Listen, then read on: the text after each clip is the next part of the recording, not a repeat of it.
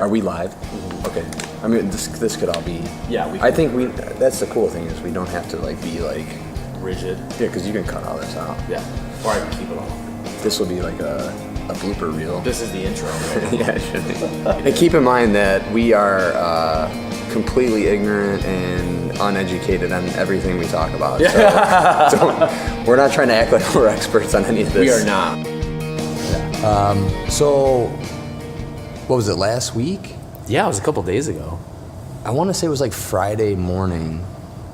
104.3 switched formats. Out of nowhere. That literally out of nowhere. Yeah.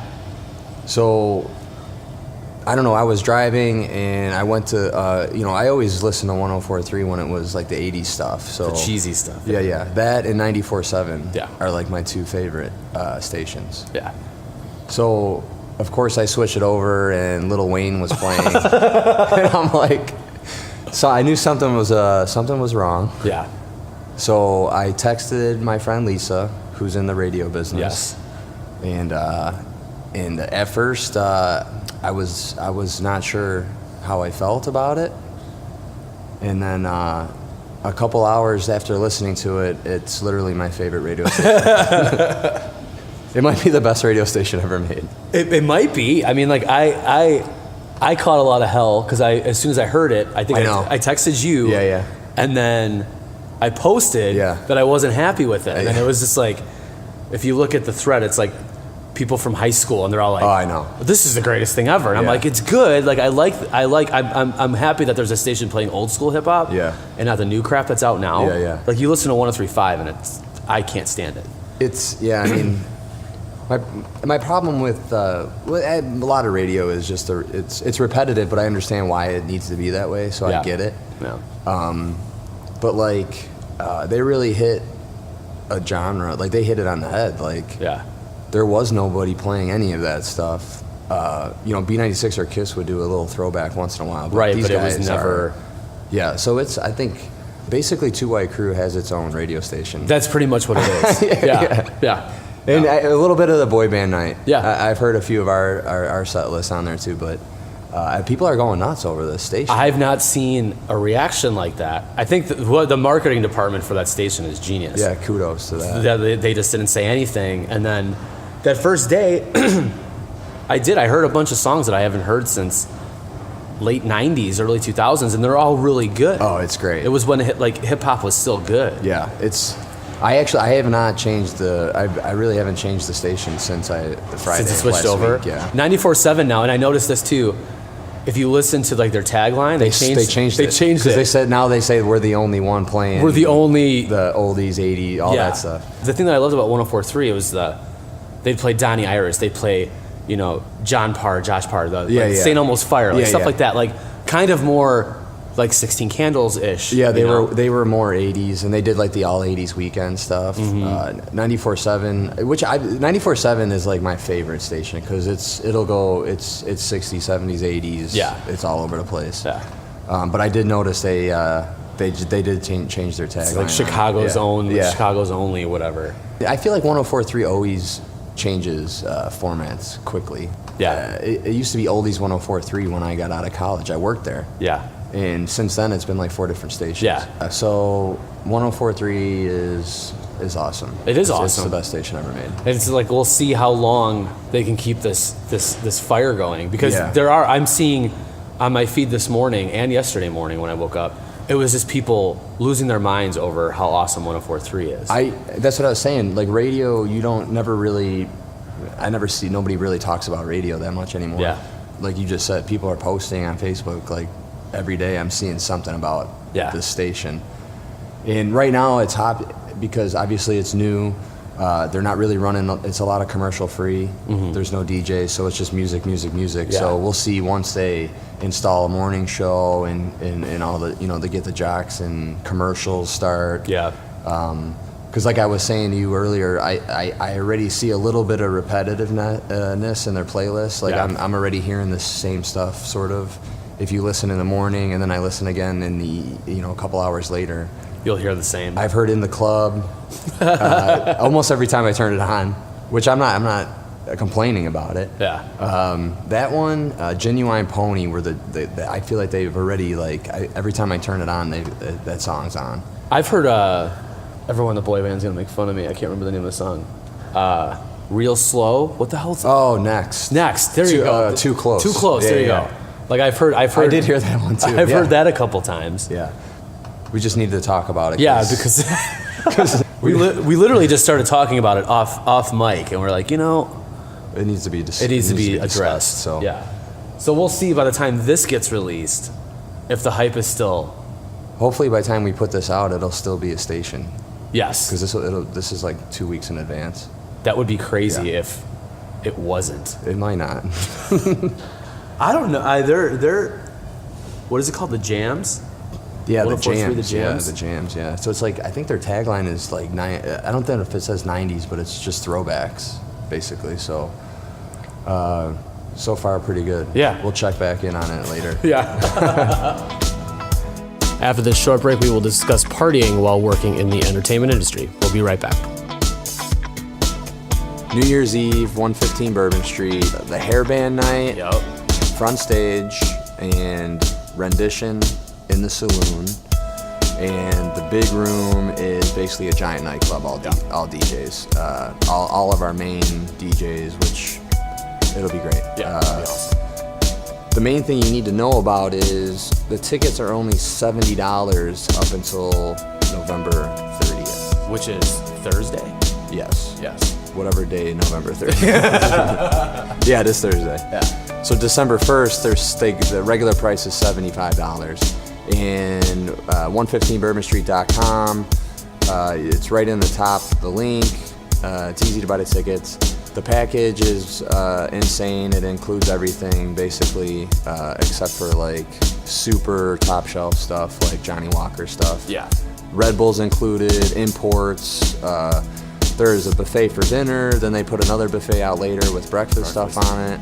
There's hotel packages available with shuttles, confetti blasts. The package runs from 9 till 1 a.m. So it's, what is that, 5 hours? Yeah. And we sort. 4. Is it 4 hours? I think it's 4 hours. Yeah. We don't do math on this. This is math-free on this podcast. So, check that out because Bourbon's New Year's are always, it's a great deal, easy, close to home if you live in the suburbs. Mm-hmm. Once again, that's hairband night, doing 80s hair metal. You're in that band. I am. I will be Is there. that right? Okay. I will be there. He will be here. I will be here. Eric Ortiz will be here most likely late, but he will get here. So check that out, bourbonstreet.com, New Year's Eve. C105. And we're back! And keep in mind that we are completely ignorant and uneducated on everything we talk about. So we're not trying to act like we're experts on any of this. We are not. We now return to your regular programming. We figured we'd talk a little bit more about something more fun that we've all partaken in. The partying, the boozing, the drinking. That's the best part. That's the best part. It is the best part.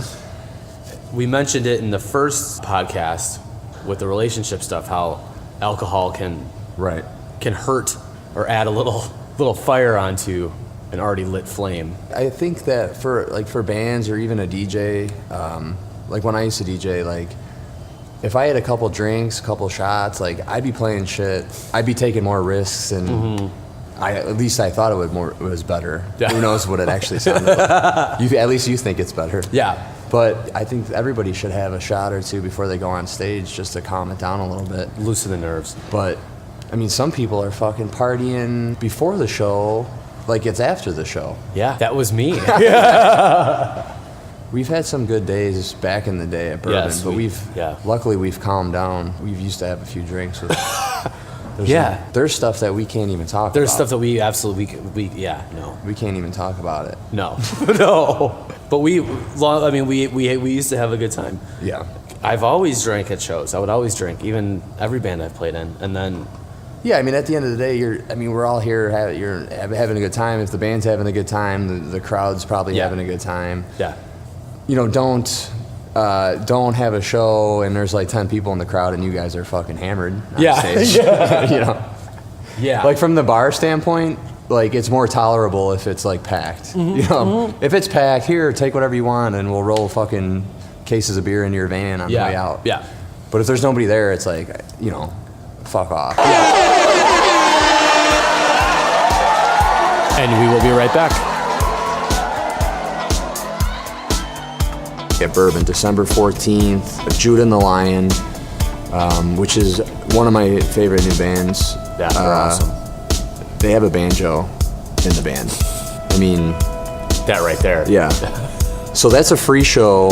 It's one of the WKQX no-do shows. So it's basically like a first come, first serve, but you go on WKQX's website and you can print out like a guaranteed entry ticket. And the doors, I believe, are 6 p.m. So I would assume people are gonna probably start lining up early to make sure they get into that show. And that'll be in the performance hall, the big room. The room will be cleared out, so we'll be able to fit a little over 1,000 people, I would say. So, and I expect it to be that full. Yeah. I really think that those guys are. It's going to be a great show. Yeah. Yeah. Z105. And keep in mind that we are completely ignorant and uneducated on everything we talk about. Yeah. So we're not trying to act like we're experts on any of this. We are not. We now return to your regular programming.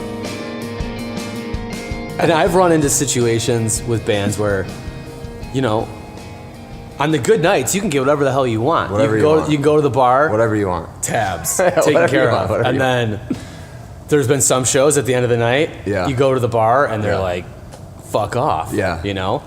Well, And- I mean, and I get that because as a band, I would say, you know your situation. So like, if it wasn't a great night, like pack up your shit and like quietly, Yeah. you know, go about your business and just let it go. Don't hang out at the bar. Yeah. Or don't. This is something too that's happened a couple times where you play a show. This is the other issue that I've noticed with the drinking. Yeah. Is if you're all drinking in the band, you're having a great old time, you may not notice how rough the night may have been. Right.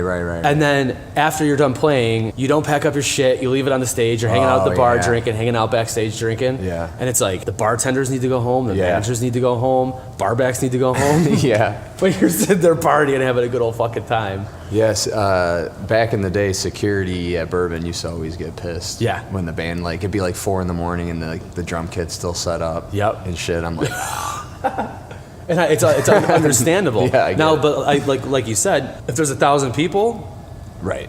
That's Then it's. that's a different situation. So I guess just know your situation. Yeah. If you're in a band, just And don't get too. I'm not ashamed to admit it. There were a couple shows that I did in prior bands that we're in the van the next day and we're driving and we're like, dude, somebody posted a video of us playing this song last night, and we're like, wait, we played that song? We literally did not remember yeah. playing it. Yeah. Luckily, it sounded okay, but all of those things. You think you look really good. Yeah, you think yeah. you Yeah. sound really good. Yeah. And it's like you watch a video sometimes and you're like, oh my God. you got to find that. That middle ground. Yeah. Like after the show, go ahead and hang out. Yeah, for sure. I mean, even if it wasn't a great night, you could still, the bar would appreciate you. You hang out, talk to a few people, spend a little bit of money at the bar. Yeah. Whatever. I mean, I'm not saying like literally pack up and get out unless you're being a jagoff. Yeah. I mean, every band has shows sometimes that are just slow. Yeah, for sure. Even the big bands. I mean, weather, timing on the calendar. There's a lot of factors. Yeah. There's factors every damn weekend. Every single You never weekend, know. yeah. I mean, Yeah. but like you said, it's just. I think at the end of the day, it's just as a band, just trying to keep it under control. Yeah. We will return after one more quick break. Local H, I believe December 16th. Yeah. Is that right? Yeah. Okay. Yeah. So Local H, it's always packed. $5 to see Local H. $5 at the door. You don't even have to pre-buy your ticket. Yeah. I mean, can you find Local H cheaper than that anywhere? You can't. No. That's literal. You cannot. Yeah. Bourbon Street, we always try to keep everything affordable, and this is a prime example. So you can see Local H is $5. They're ridiculous live. Yeah. It's only 2 guys. I don't know how, you don't see that anymore. No. Man. Yeah. I can't wait for that show. Yeah. I look forward to the H show at Bourbon. Yeah. Tony used to be part of a local H back a while ago. Yeah. You were like Scott's tech, but you also sang and played a little bit. I did. I Yeah. started off as a guitar tech, Yeah. and then I came back as a touring guitar player. Yeah. And so I played guitar and sang backup stuff. Which is awesome. Yeah, that was a good time. And I've seen you do play a mini show with them. Yes. And keep in mind that we are completely ignorant and uneducated on everything we talk about. So we're not trying to act like we're experts on any of this. We are not. We now return to your regular programming. But we've all seen it, get sloppy on stage, and sometimes it works, sometimes it makes for a better show, sometimes it's not. Yeah. Great. And I'm curious, like I've never watched a show from a straight up customer perspective because I've always been a musician, so I'm always looking at that stuff. Yeah. I wonder how people that aren't musically inclined, they don't know anything about, they just know how to turn on an iPod. Right, you know? right. What they think if they're at a show and they're watching and they're like, wow, they're getting really fucked up. Right. I assume some people would be turned off by it. Some people might want to party like that. I've always wondered that. Yeah, the good thing is most of the time people in the crowd are there to drink and party just like you are. Mm-hmm. So that's what I mean. Like if you keep it under control where the band still sounds good and is tight, but everybody's feeling good. Yeah. But yeah, I've seen plenty of shows where it just kind of got out of control. Towards the end, it kind of loses. Yeah. Like I said, we used to always be, have a couple drinks but most of the time now when I'm, actually all the time when I don't really drink when I'm, especially at any of the shows, at Bourbon especially. Yeah. So I'll pick up on if it's getting fucking out of control or not. Yeah. Easier when you're sober. Yeah. Because then everything, Yeah. you obviously you can know what's going on better. Yeah. So yeah, for sure. You're paying attention. I stopped drinking a few months back. I think you should start again. That seems to be the. We played here on Friday, and I cracked a joke that I was promoting the New Year's show, how we're going to be here, and I said the reason you should come is because I might fall off the wagon. That'll be the day.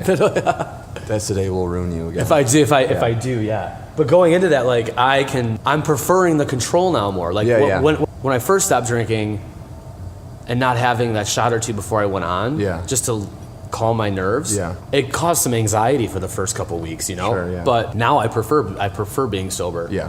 But there are still times people bring shots up to the stage and stuff. It's like, man. Yeah.